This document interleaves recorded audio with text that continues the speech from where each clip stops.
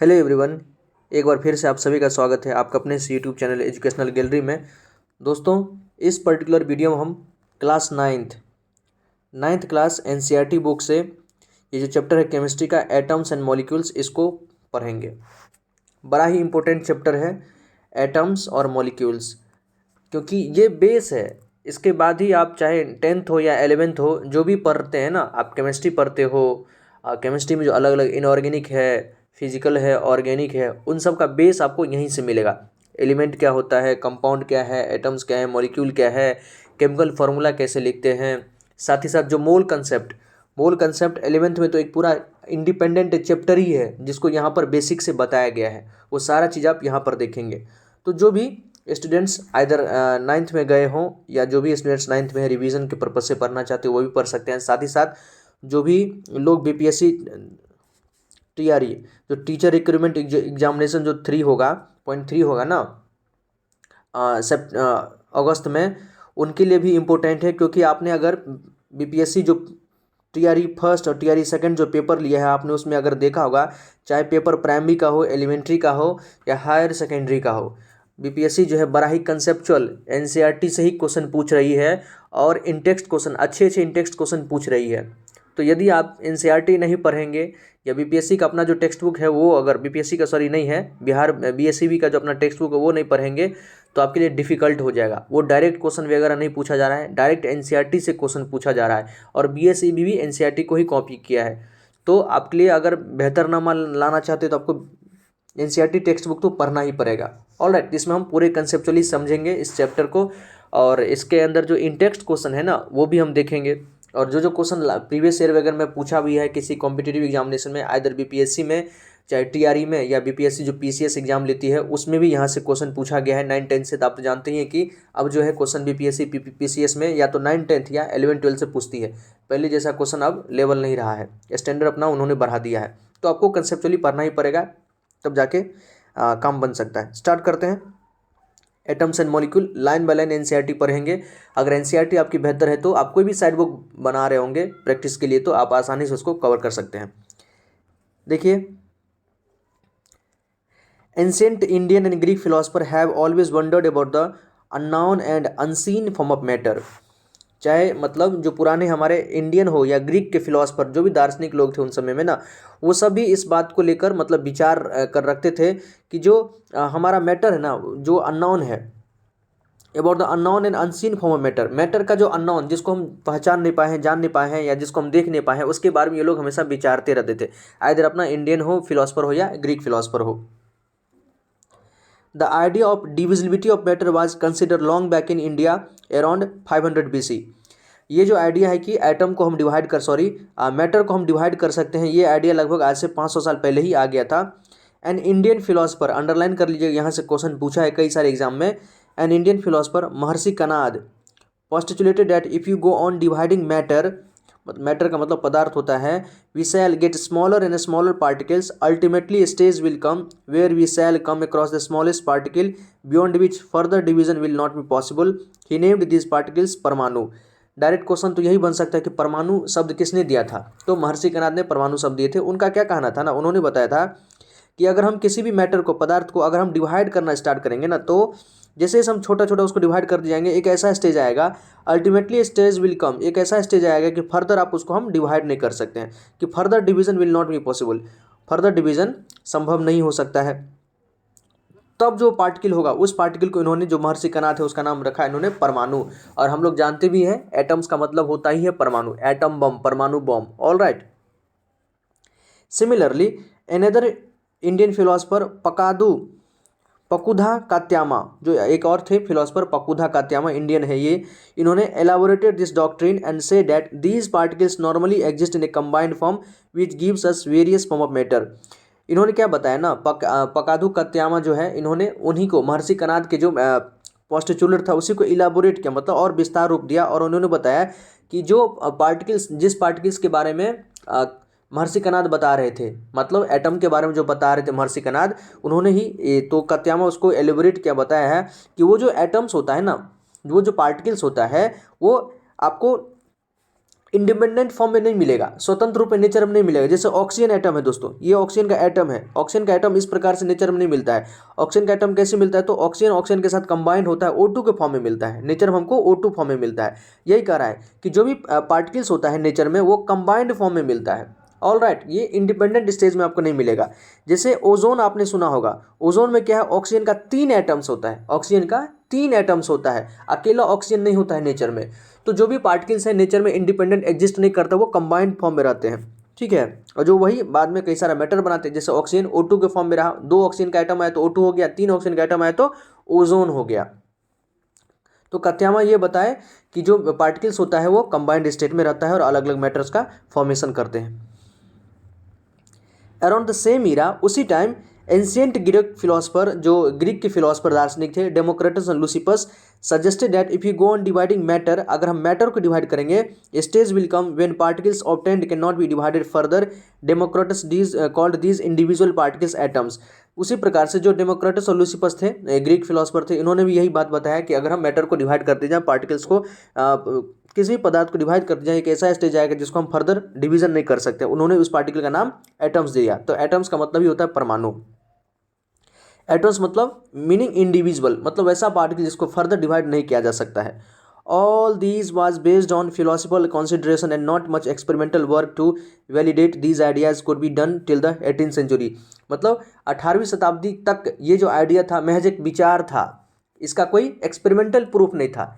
ये लोग बस हाँ ऐसा बोलते थे, ऐसा सोच रहे थे। ऑब्वियसली बात है, पहले हम विचारते ही हैं, किसी चीज़ के बारे में सोचते ही हैं, तब जाके वो कहीं ना कहीं हम उसको एग्जीक्यूट करते हैं, प्लानिंग करते हैं। और ये सही भी था, इन्होंने ऐसा सोचा, यही आइडिया धीरे धीरे आगे विस्तार होते गया, 1 to 1 ट्रांसफ़र होते गया, तब जाके डाल्टन ने कहीं इसके बारे में और बेहतरीन तरीके से बताया। जैसे हम लोग आज एरोप्लेन को देख रहे हैं दोस्तों, तो एरोप्लेन अचानक कोई बना नहीं दिया, सबसे पहले उसके बारे में आइडिया आया होगा, और जैसे ही आइडिया होगा तो कुछ लोग उसके पक्ष में भी बोले होंगे, कुछ उसको विपक्ष में भी बोले होंगे, लेकिन आइडिया पहले आता है, फिर उसको हम बाद में एग्जीक्यूट करते हैं, तब उसके बारे में देखा जाता है। तो ये था कि इन्होंने, चाहे इंडियन फिलोसफर हो या ग्रीक फिलोसफर हो, इनके मन में आया था आइडिया कि कोई भी मैटर है ना वो स्मॉलेस्ट पार्टिकल से बना होगा, एक ऐसा पार्टिकल होगा जिसको फर्दर डिवाइड नहीं कर सकते हैं। तो इंडियन जो महर्षि कणाद थे उसका नाम रख दिए परमाणु, और जो डेमोक्रिटस लुसिपस उसका नाम उसको क्या रख दिया उन्होंने, एटम रख दिया। कत्यामा क्या किया, तो कत्यामा बताया उसी आइडिया को, महर्षि कणाद के ही जो एटम्स था ना उसके बारे में उन्होंने बोला कि ये जो एटम्स होता है, ये जो पार्टिकल्स होता है, वो नेचर में इंडिपेंडेंट स्टेज में नहीं होता, कंबाइंड फॉर्म में होता है और अलग अलग मैटर्स का फॉर्मेशन करते हैं। ठीक है, ध्यान रखिएगा। ये सबसे यही सब लाइन से क्वेश्चन पूछा जाता है।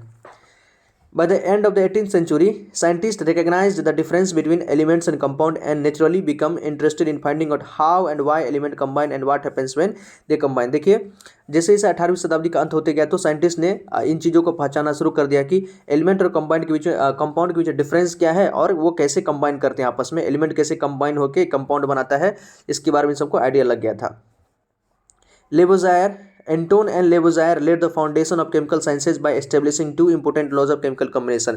जो एंटोन एंड लेवोजायर थे दोस्तों, इन्होंने जो केमिकल साइंस, जो रासायनिक विज्ञान है ना, उसका एक प्रकार से कही तो उन्होंने बेस फाउंडेशन तैयार किया था, इसलिए इसको फादर ऑफ केमिस्ट्री भी बोलते हैं। एंटोन एंड लेवोजायर को फादर ऑफ केमिस्ट्री बोलते हैं। इन्होंने बेस कंसेप्ट किया था या और 2 लॉ दिया था, establishing 2 laws of chemical combination, कि केमिकल के अंदर केमिस्ट्री के अंदर जो भी चीज़ें आपस में कंबाइन करती है उसके लिए उन्होंने 2 लॉ दिया था। लॉज ऑफ केमिकल कॉम्बिनेशन क्या, देखिए, the following 2 laws of chemical combination were established after much experimentation by Lavoisier and Joseph L Proust. जो लेवोजायर थे और जोसेफ एल प्रोस्ट, उन्होंने कई सारे एक्सपेरिमेंट किया था, तब जाकर उन्होंने 2 लॉ दिया था लॉ ऑफ केमिकल कॉम्बिनेशन के अंतर्गत। पहला था law of conservation of mass. Direct question पूछेगा, law of conservation of mass किसने दिया था, और साथ ही साथ what was law of conservation of mass. आपको लिखने में भी, अगर आप क्लास 9th के स्टूडेंट है तो आपके सब्जेक्टिव एग्जाम में लिखने के लिए आ सकता है कि what was law of conservation of mass, तो आपको लिखना होगा। इसमें क्या, देखिए, is there a change in mass when a chemical change या रिएक्शन टेक्स प्लेस।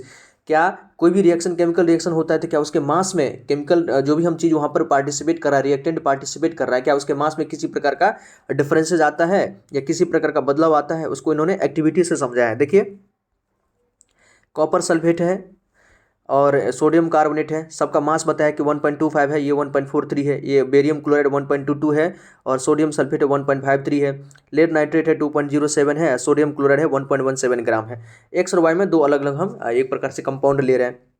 करा कि इनका सबका 5% solution of any one pair of substance listed under X and Y each in 10 ml water. 10 ml water में सबका 5% एक प्रकार से सोल्यूशन तैयार कीजिए। कहने का मतलब देखिए ये उन्होंने क्या किया है, take a little amount of solution of Y in a conical flask. जो वाई है ना, वाई का सोल्यूशन एक कोनिकल फ्लास्क में, यहाँ नीचे है कोनिकल जो फ्लास्क हमारा, इसमें वाई का सोल्यूशन लेना है और एक्स वाले का इसमें ले लेना है। Hang the ignition tube in the flask carefully see the solution do not gate mixed. और इसको हैंग कर दीजिए तो आपस में दोनों सोल्यूशन ये मिक्स ना हो। Way the flask with its content carefully, और इसको साथ में ही आप आराम से इसको वेइंग मशीन में इसको वेट कर लीजिए। जो जो सब्सटेंस आप लिए हुए कंपाउंड लिए हुए ना, उसका वेट आप मेजर कर लीजिए। जो सोल्यूशन तैयार किए हैं 10 ml वाटर में, उसका वेट आप मेजर कर लीजिए। Now tilt and swirl the flask so that the solution X and Y get mixed. और क्या कीजिए, वो जो फ्लास्क के अंदर था ट्यूब था, उसको मिक्स कर दीजिए ताकि दोनों आपस में रिएक्शन कर ले। What happens in the reaction flask, reaction flask में क्या होगा, बेसिकली तो रिएक्शन होगा, दोनों केमिकल है तो आपस में रिएक्ट करेंगे। Do you think that a chemical reaction takes place, obviously हाँ केमिकल रिएक्शन होगा। Why should we put a cork on the mouth of the flask. कह रहा है कि फ्लास्क के ऊपर आप देखे होंगे कि कॉर्क लगा दिया है। मतलब कॉर्क क्या करता है ना, एयर टाइट एक प्रकार से किसी भी प्रकार का एयर ना ही अंदर जा सकता है, ना ही एयर अंदर में जो अगर कोई किसी प्रकार का गैस वगैरह रिलीज भी होगा तो वो बाहर नहीं जाएगा। मतलब जो चीज़ हमारा अंदर है वो अंदर ही रहे, जो चीज़ बाहर है वो बाहर ही रहे, आपस में इंटरमिक्स ना हो, कोई चीज़ बाहर ना उड़ जाए। Does the mass of the flask and it's content change. आप फिर क्या कीजिए, जब रिएक्शन हो गया ना तो दोबारा से इसका मास को वे कीजिए। अब आपसे कह रहा है कि देखिए कि पहले जो आप वेइंग किए थे उस समय जो मास था, अब जो वेइंग कर रहा है उस समय जो मास है, क्या उसमें किसी प्रकार का अंतर है? ऑल राइट, तो अंतर नहीं होगा। इसी को ये लॉ समझा रहा है। Law of conservation of mass state that, law of conservation of mass state that mass can neither be created not destroyed in a chemical reaction. Underline कर लीजिए, law of chemical conservation of मास क्या बताता है कि मास किसी भी chemical reaction में मास को हम ना ही बना सकते हैं, ना मास can neither be created not destroyed in a chemical reaction. किसी भी रासायनिक जो अभिक्रिया होता है ना, उसमें ना ही कोई नया मास बनता है और ना ही कोई पुराना मास डिस्ट्रॉय होता है। याद रखिएगा, mass can neither be created not destroyed in a chemical reaction, ये law of conservation of mass बताता है। ठीक है, तो जो जितना वेट पहले था बाद में भी उतना ही वेट होगा, आइदर वो कंपाउंड बन गया कुछ और भी बन गया तो भी। ये हमारा लॉ ऑफ कंजर्वेशन ऑफ मास था। फिर है लॉ ऑफ कांस्टेंट प्रोपोर्शन। कहने का मतलब लॉ ऑफ कंजर्वेशन मास में और देख सकते हैं कि अगर आप रिएक्टेंट ले रहे हैं 10 ग्राम ना, कोई भी चीज़ रिएक्टेंट अगर ले रहे हैं 10 ग्राम, अलग अलग एलिमेंट मिला के हो रहा है, अलग अलग कंपाउंड मिला के हो रहा है दोस्तों, अगर आपस में वो रिएक्शन करेगा भी तो आपको वो 10 ग्राम प्रोडक्ट ही बना के देगा। ऐसा नहीं कि 10 ग्राम ले रहे हैं और 50 ग्राम बन जाएगा, ऐसा नहीं। आप देखे भी होंगे घर में भी ऐसा होता है, या जो होटल्स वगैरह बड़ा बड़ा होटल्स होता है ना, वो सब पूरी तरह से कैलकुलेशन करके चीज़ें मंगाते हैं और उनको पता रहता है कि इसमें कितना सामान बनने वाला है। जो मिठाई जो कन्फेक्शनर होता है ना, कन्फेक्शनरी वाले, उनको पता होता है कि अगर हम 10 kg रसगुल्ला बना रहे हैं तो कितना चीनी लगेगा, कितना छेना लगेगा, और भी जो गिट्स वगैरह कितना सामान सब लगेगा उनको पता रहता है, और इसमें कितना मिठाई बन जाएगा एक रफ टफ आइडिया उनके पास रहता है। और कमोबेश वो सही भी रहता है, जितना बता देते कितना मिठाई बन जाएगा उतना बन भी जाता है। तो ये कैसे हो रहा है, उनको पता है कि कोई नया मास नहीं आएगा, नहीं कोई यहाँ में से चला जाएगा। अगर सब चीज़ एवरीथिंग अगर पूरी तरह से कैलकुलेटिव हो, सही हो और सारा काम एक प्रोसेस में हो रहा है तो चीज़ें एकदम करेक्ट जाती है। और ऐसा होता भी है, जो बहुत अच्छे अच्छे हलवाई है ना वो सही तरीके से चीज़ें को कर देते हैं। घर में भी होता है, मम्मी भी जो कुछ अगर बनाती है तो उनको पता रहता है, अगर नमकीन बनाना है तो कितना मैदा लगेगा, कितना और सामान सब, कितना रिफाइन वगैरह लगेगा, उनको पता रहता है और सटीक उतना बन भी जाता है। ठीक है, तो ये कोई बड़ी चीज़ नहीं है, इसी चीज़ को उन्होंने बहुत पहले ही बता दिया था।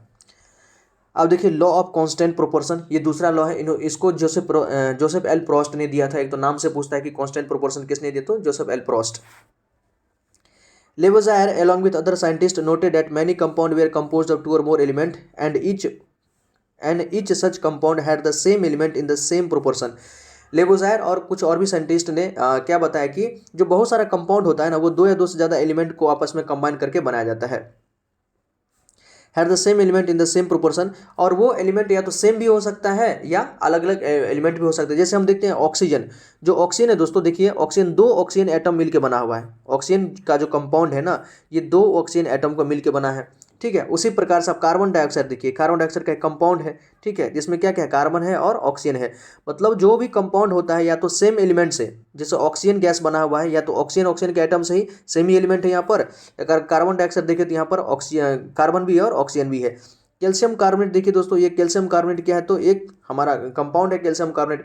इसमें कैल्शियम है, कार्बन है, ऑक्सीजन है, तीन अलग अलग एलिमेंट है। तो कोई भी कंपाउंड है या तो सेम एलिमेंट से मिलकर बना हो सकता है, या कोई भी कंपाउंड है तो डिफरेंट डिफरेंट एलिमेंट से भी बना हो सकता है। देखिए, irrespective of where the compound came from and who prepared it, इससे कोई मतलब फर्क नहीं पड़ता है कि वो कंपाउंड कहाँ से आया है, किसने उसको बनाया है। और अगली बार भी अगर कोई उस कंपाउंड को बनाएगा ना, तो जितना पहले कोई किसी ने लिया था उतना ही उसको भी लेना पड़ेगा। इसी को आगे हम समझते हैं। In a compound such as water the ratio of mass of hydrogen to the mass of oxygen always 1:8। जैसे अगर हम पानी बनाएंगे दोस्तों H2O, अगर पानी बनाएंगे, देखिए हाइड्रोजन 2, हाइड्रोजन का कितना एटम है 2, और ऑक्सीजन का कितना एटम है 1। आपने पढ़ा होगा हाइड्रोजन का मास कितना होता है 1 ग्राम, तो 2 हाइड्रोजन एटम का मास कितना होगा 2 ग्राम, ठीक। ऑक्सीजन के एक एटम का मास कितना होता है 16 ग्राम, ठीक है। इसको हम अगर सिंपलेस्ट रेशियो में निकाले, मतलब 2 ग्राम है, ये 16 ग्राम है। अगर एक पर निकाले, अगर 2 से डिवाइड कर दिए दोस्तों, अगर सिंपल समझना है तो 2 से डिवाइड कर दिए, 2 1 2 और 2 8 16। कहने का मतलब अगर पानी का हम एक मॉलिक्यूल तैयार करते हैं, पानी का एक मॉलिक्यूल, तो हमको 1 ग्राम हाइड्रोजन लेना पड़ेगा और 8 ग्राम ऑक्सीजन लेना पड़ेगा, तब जाके हमको पानी बनेगा।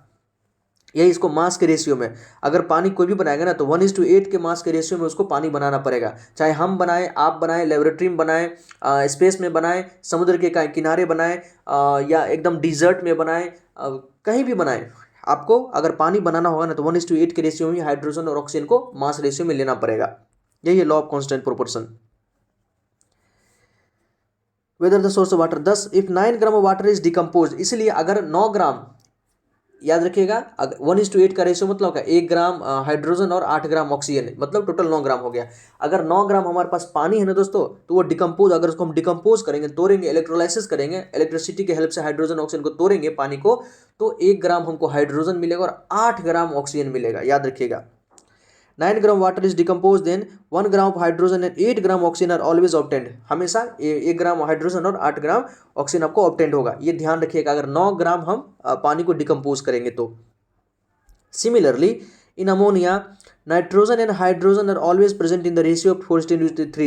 ये बीपीएससी में क्वेश्चन भी पूछा था कि जो NH3 होता है, नाइट्रोजन, अमोनिया होता है NH3, इसमें नाइट्रोजन हाइड्रोजन का मास का रेशियो कितना है, तो 14:3। सिंपल, नाइट्रोजन का मास कितना होता है 14 ग्राम, हाइड्रोजन का मास कितना होता है 1 ग्राम, लेकिन 3 हाइड्रोजन है इसलिए 3 ग्राम, तो 14:3। ये डायरेक्ट बीपीएससी में क्वेश्चन पूछा था, बीपीएससी टीचर वाला में ये डायरेक्ट क्वेश्चन, तो ध्यान रखिएगा। तो 14:3, अगर कोई अमोनिया बनाएगा तो 14 ग्राम नाइट्रोजन लेना पड़ेगा और 3 ग्राम हाइड्रोजन लेना पड़ेगा, तब जाके उसको अमोनिया बनेगा, और कहीं भी यही रेशियो लेना पड़ेगा। तो हम आपको साथ साथ क्वेश्चन भी बताते जा रहे हैं। इस बार बीपीएससी में ये क्वेश्चन पूछा भी था।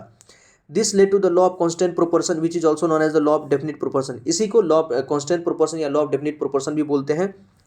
This law was stated by Proust, इसको प्रोस्ट ने एक सही डेफिनेशन दिया कि in a chemical substance the elements are always present in a definite proportion by mass, किसी भी केमिकल सब्सटेंस में जो एलिमेंट होता है ना, हमेशा मास के डिफिनिट प्रोपोर्शन में प्रेजेंट होता है। In a chemical substance the elements are always present in a definite proportion by mass, mass के डिफिनिट प्रोपोर्शन में, खास प्रोपोर्शन में ही प्रेजेंट होता है। अब देखिए, the next problem faced by scientist was to give appropriate explanation of these law. अब था साइंटिस्ट के सामने क्या समस्या आ गया कि इन सारे नियमों का ना, इन सारे जो लॉ आया है ना, इसका एक एप्रोप्रिएट एक्सप्लेनेशन दे। तो एक थे ब्रिटिश केमिस्ट जॉन डाल्टन, याद रखिएगा, जो जॉन डाल्टन साहब का नाम तो बहुत ज़्यादा आता है केमिस्ट्री में, तो ये ब्रिटिश के थे। British chemist John Dalton provided the basic theory about the nature of matter, matter का क्या नेचर हो सकता है उसके बारे में सबसे पहले डाल्टन साहब ने ही अच्छे से बताया था। Dalton pick up the idea of divisibility of matter which was still then just philosophy. Dalton ने जो मैटर का, डिजिबिलिटी ऑफ मैटर का जो सिद्धांत था, जो चाहे महर्षि कणाद दिए थे या डेमोक्रिटस या लूसिफस दिए थे, उसी को उन्होंने उस आइडिया को उन्होंने उठाया और उसी पे काम करना शुरू किया। He took the name atoms as given by the Greeks and said that the smallest particle of matter are atoms. इन्होंने ही जो एटम्स नाम है उन्होंने उठाया स्मॉलेस्ट पार्टिकल का, जो ऑब्वियसली बात है पहले ग्रीक जो डेमोक्रिटस और लूसिफस दिए थे उसके नाम पर इन्होंने रख दिया।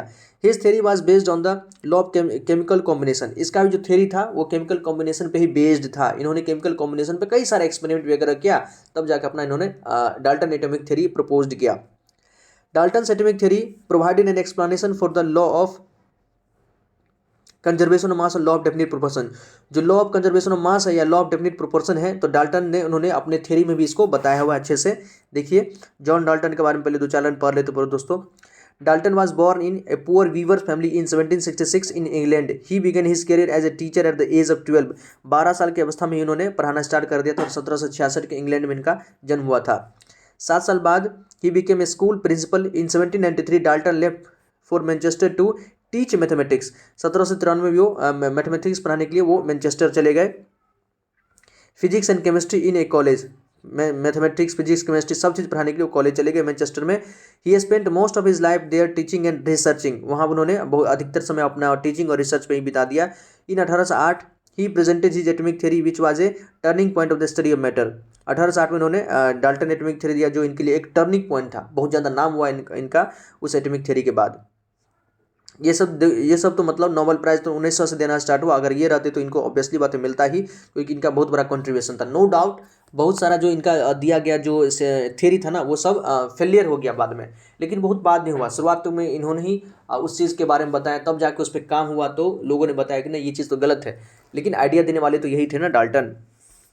देखिए यहाँ से क्वेश्चन तो 100% VBI है, आपको डायरेक्ट थ्योरी पूछ लेगा, 4 दे देगा और इसमें से एक अलग दे देगा, पूछेगा इसमें से डाल्टन का थ्योरी कौन नहीं है।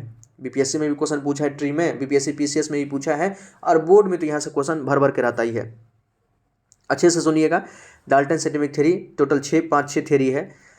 According to Dalton atomic theory all matter, Dalton atomic theory के अनुसार जितना भी मैटर है धरती पर, मैटर क्या होता है दोस्तों, anything that occupy space and some mass, जिसके पास कुछ मास हो और एक स्पेस ऑक्युपाई करता हो उसको हम क्या कहेंगे, मैटर कहेंगे। आप पहले चैप्टर में पढ़ रहे होंगे कि all matter whether an element, कोई भी मैटर या एलिमेंट हो सकता है, कंपाउंड हो सकता है या किसी चीज़ का मिक्सर भी हो सकता है, सब क्या है, मैटर है।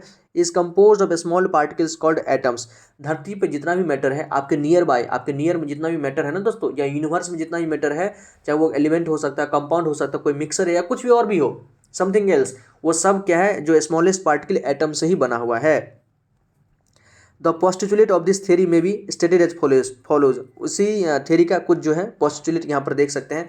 सबसे पहला तो वही है कि all matter is made up of very tiny particles called atoms. जितना भी मैटर है वो सबसे छोटे पार्टिकल्स एटम से बना होता है। Which participate in chemical reaction, और एटम्स ही जो है मेनली केमिकल रिएक्शन में पार्टिसिपेट करते हैं। Next, atoms are individual particles which can not be created और destroyed in a chemical reaction. Atoms क्या तो इंडिविजुअल पार्टिकल्स है, इंडिविजुअल मतलब जिसको हम फर्दर और डिवाइड नहीं कर सकते हैं। नो डाउट अब आप जानते होंगे कि एटम्स को भी डिवाइड किया जा सकता है, या एटम्स का भी एटम से भी छोटा छोटा पार्टिकल्स उसके अंदर होता है। इलेक्ट्रॉन होता है, प्रोटॉन होता है, न्यूट्रॉन होता है, एंटी न्यूट्रॉन होता है, पॉजिट्रॉन होता है, और भी कई सारा है, ठीक है, क्वार्क पार्टिकल वगैरह होता है, लेकिन ये बाद में आया दोस्तों। शुरुआत में डाल्टन ने इस चीज़ को बताया और ये लंबे समय तक हुआ, उस पर काम हुआ, तब जाके कहा कि नहीं ये इससे भी छोटा चीज़ होता है, लेकिन फिलहाल तो ये सही थे कि atoms are individual particles. Atom individual है, उसको और फर्दर डिवाइड नहीं कर सकते हैं, जो कि ना ही क्रिएट और ना ही डिस्ट्रॉय, केमिकल रिएक्शन ना उसको बना सकते हैं ना ही डिस्ट्रॉय कर सकते हैं। नेक्स्ट है, atoms of a given element are identical.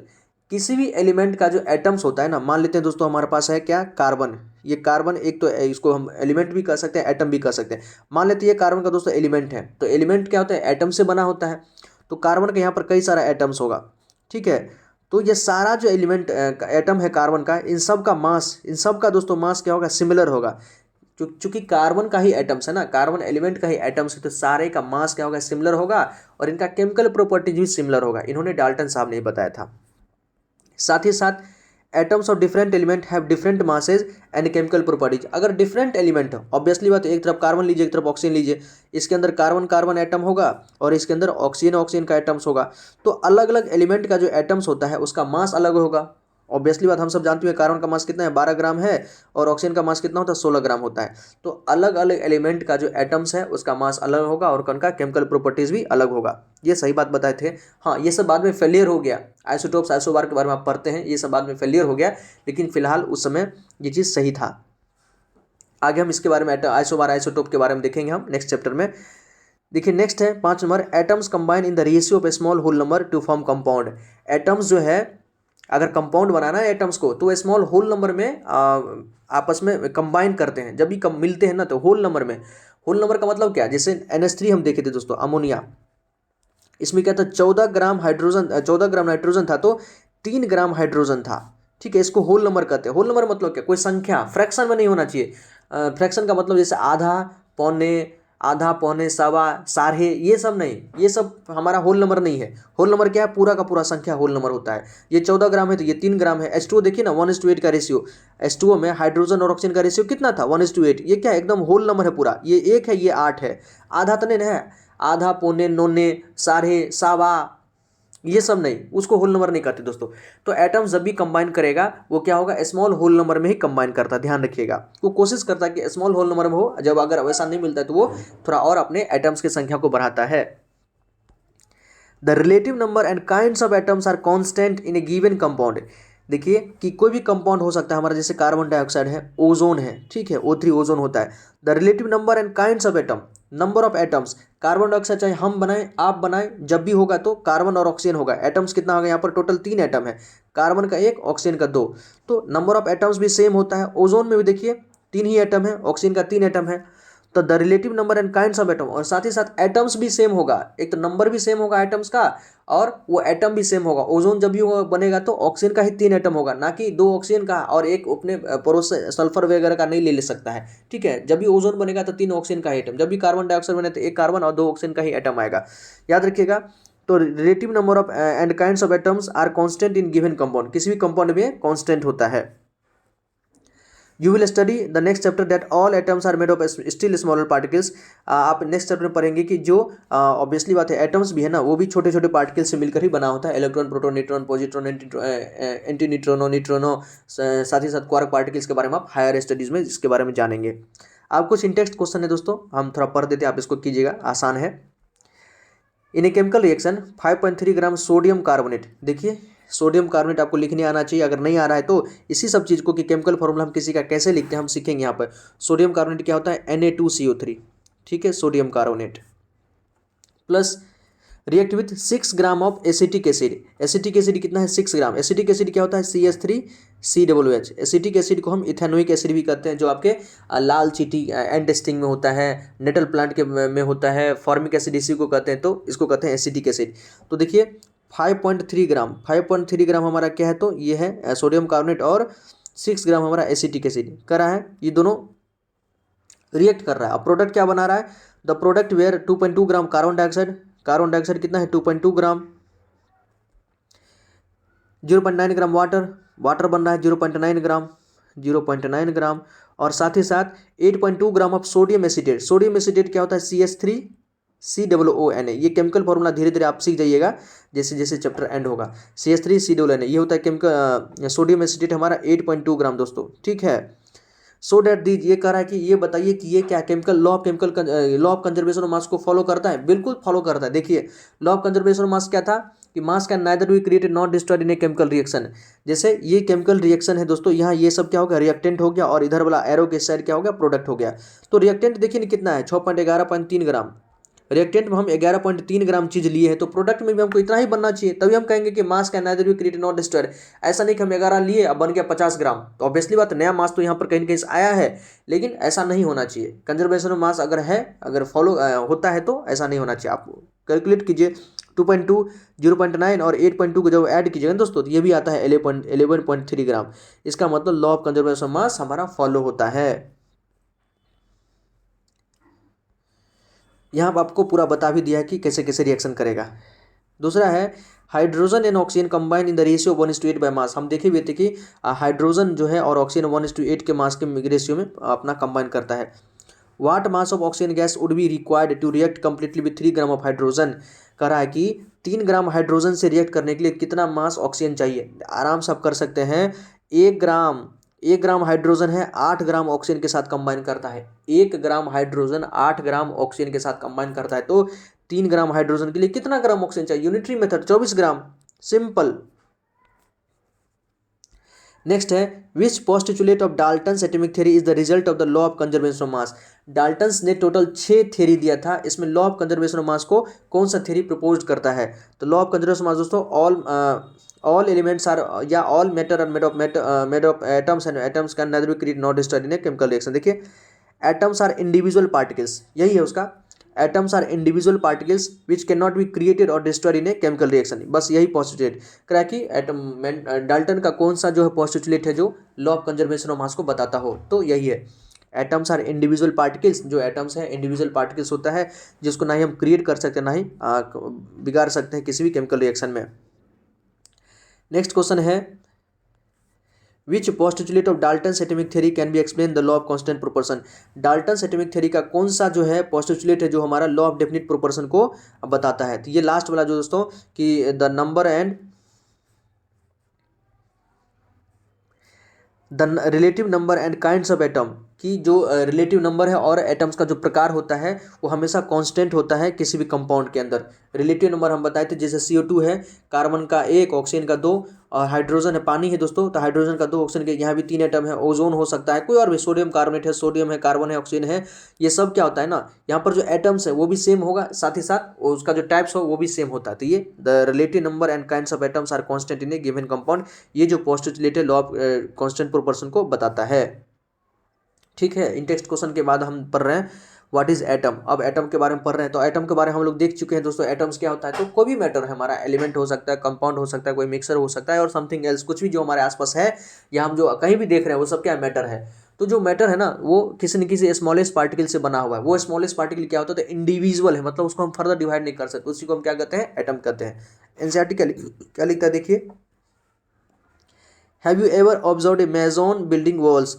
मेजोन क्या होता है दोस्तों, वो राजमिस्त्री जो होता है ना उसे को मेजोन कहते हैं। क्या आप कभी किसी मेजोन को, राजमिस्त्री को किसी दीवार बनाते हुए देखे हैं? ऑब्वियसली बात है देखे होंगे। From these walls a room and then a collection of rooms to form a building. वो क्या होता है, वॉल्स बनाते बनाते रूम बना देते हैं और रूम बनते बनते क्या हो जाता है, पूरा बिल्डिंग तैयार हो जाता है। What is the building block of the huge building. ये जो पूरा बिल्डिंग तैयार हुआ उसका बिल्डिंग ब्लॉक क्या है। बिल्डिंग ब्लॉक का मतलब यूनिट क्या है, इकाई क्या है, किस चीज को जोड़ जोड़ के पूरा बिल्डिंग तैयार हो गया है। तो ईंट को जोड़ जोड़ के, ब्रिक को जोड़ जोड़ के दोस्तों, पहले ब्रिक जोड़े उसके बीच में सीमेंट वगैरह लगाए, लेकिन मेन क्या हमारा ब्रिक्स है। तो ब्रिक्स क्या होता है, हमारा बिल्डिंग ब्लॉक ऑफ बिल्डिंग होता है। What about the building block of ant hill. जो कभी चींटी का पहाड़ देखो ना, चींटी अपना पहाड़ इस प्रकार का तैयार करती है, कभी बरसात के समय आप देखे होंगे। तो जो एंट स्टील होता है, एंट का हिल जो होता है, चींटी का जो पहाड़ है, उसका बिल्डिंग ब्लॉक क्या है। ठीक है, मतलब उसका बेसिक यूनिट क्या है, किस चीज को जोड़ जोड़ के पूरा वो पहाड़ तैयार कर दी है। It is a small grain of sand. Sand का ही छोटा छोटा वो क्या होता है, कह सकते हैं कि ग्रेन होता है, दाना होता है, जिससे वो पूरा तैयार कर लेती है। Similarly the building block of all matters are atom. इसी प्रकार से जितना भी मैटर है धरती पर, सबका बिल्डिंग ब्लॉक्स क्या है, सब किससे बना है, तो एटम से बना हुआ है। अब देखिए एटम्स का साइज कितना बड़ा है या कितना छोटा है उसके बारे में देखेंगे। How bigs are atom, atom का साइज क्या है इसके बारे में। The atoms are very small, they are smaller than anything that we can imagine और कंपेयर विद। मतलब एटम्स का साइज जो है बहुत छोटा होता है, इतना छोटा कि हम इमेजिन करना भी थोड़ा मुश्किल हो जाएगा। More than millions of atoms when stacked would make a layer barely as thick as the sheet of paper. मतलब मिलियंस ऑफ 10 लाख एटम्स को अगर हम एक साथ अगर लाएंगे भी ना, तब उसका थिकनेस क्या होगा, तो आपका शीट ऑफ पेपर, जो पेपर का A4 साइज का जो पेपर है उसका थिकनेस होता है, मोटाई दोस्तों, उसके बराबर होगा।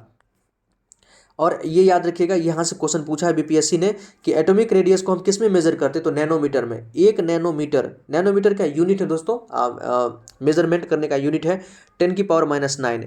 एक नैनोमीटर बराबर 10⁻⁹ मीटर। मतलब एक मीटर को अगर हम 10⁹ भाग में डिवाइड करेंगे ना, तब जाके हमको एक नैनोमीटर, उसका जो छोटा पार्ट होगा वो एक नैनोमीटर होगा हमारा, याद रखिएगा। तो एक नैनोमीटर बराबर 10⁻⁹ मीटर, एक मीटर बराबर 10⁹ मीटर। अगर इधर करेंगे तो एक मीटर बराबर 10⁹ नैनोमीटर होगा।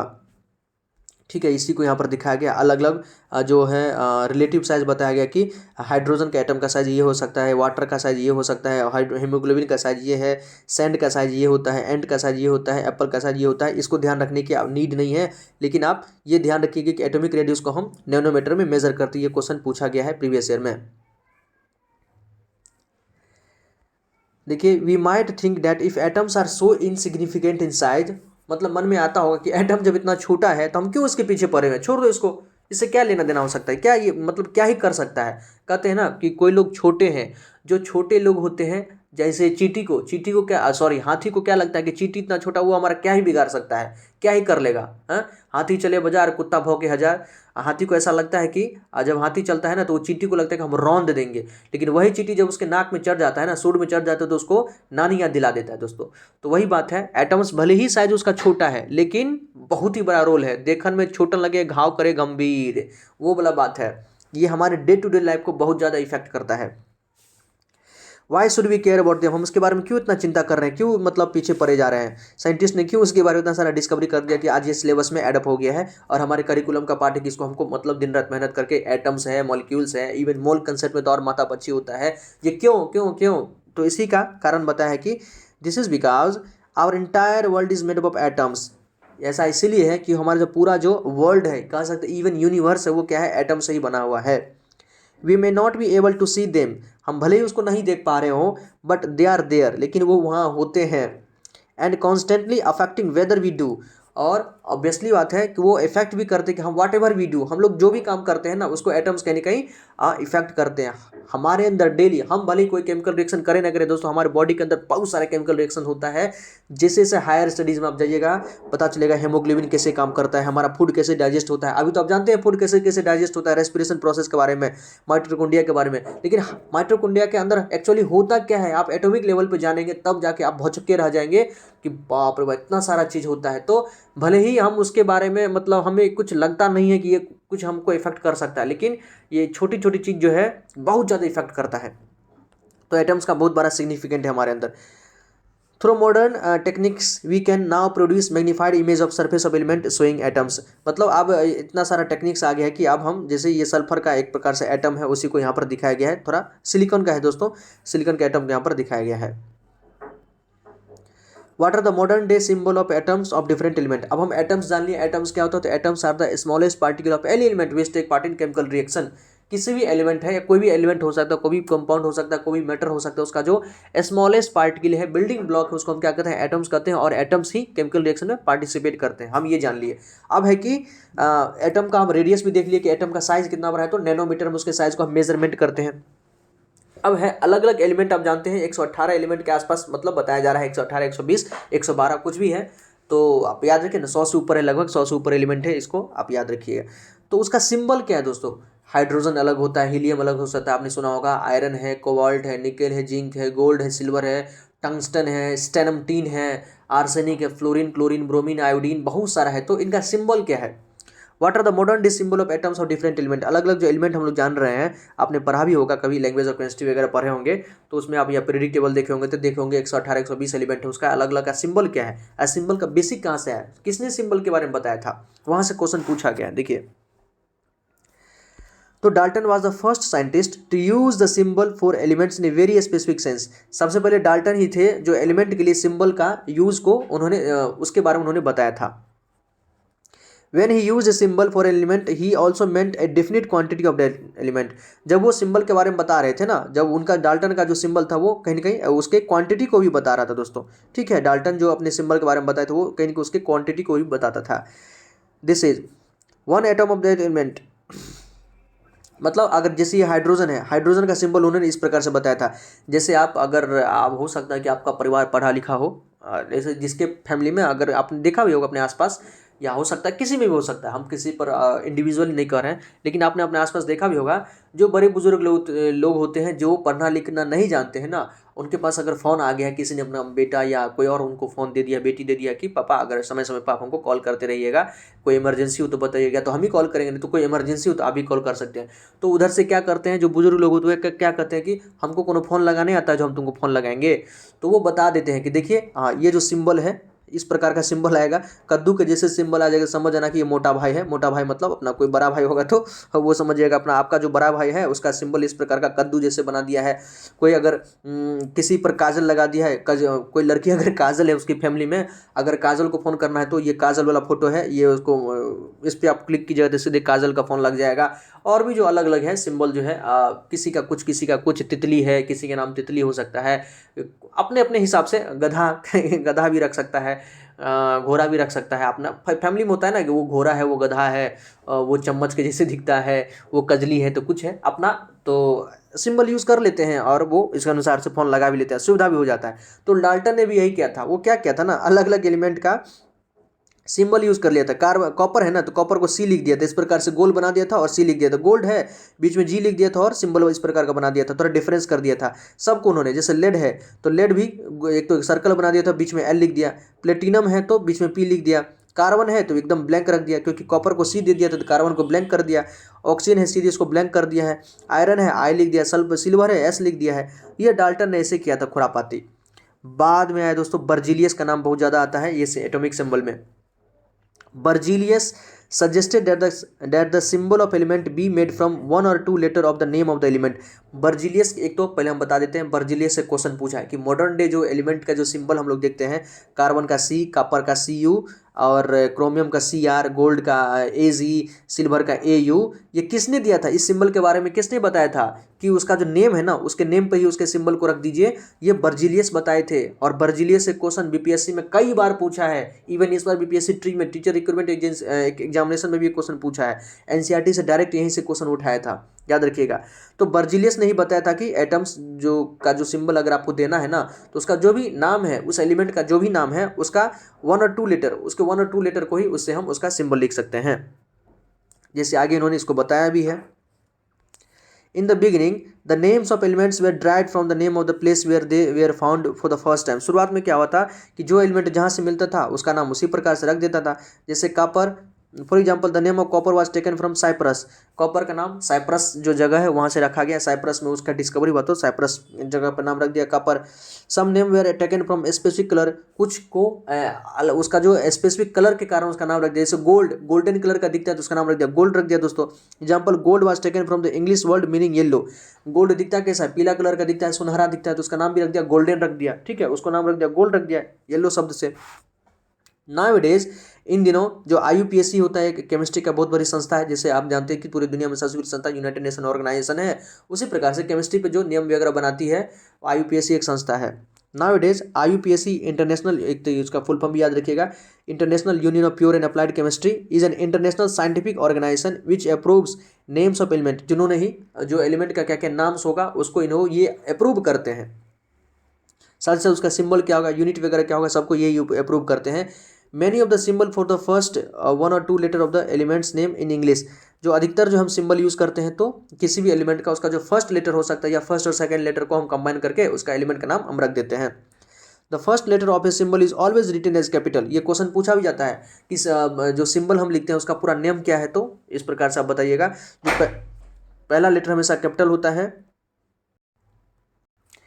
किसी भी एलिमेंट का जो नाम लिखेंगे, फर्स्ट लेटर आपका कैपिटल लेटर होना चाहिए और सेकंड लेटर स्मॉल लेटर होना चाहिए। ठीक है, लोअर केस।